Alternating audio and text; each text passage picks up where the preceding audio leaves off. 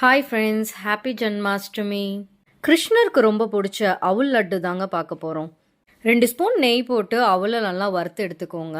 நான் இப்போது 100 கிராம் வெல்லத்தில் கொஞ்சம் தண்ணியை ஊற்றி நல்லா கொதிக்க விட்டு கரைச்சி எடுத்துக்கோங்க.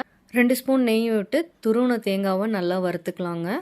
நெய்யில் வறுத்த அவுல், தேங்காய் துருவல், ஏலக்காய் போட்டு அரைச்சி எடுத்துக்கலாம். கரைச்ச வெல்லத்தை ஒரு கொதி விடுங்க. அதுலேயே அரைச்ச அவளையும் போட்டு ஒரு கிண்டு கிண்டுங்க.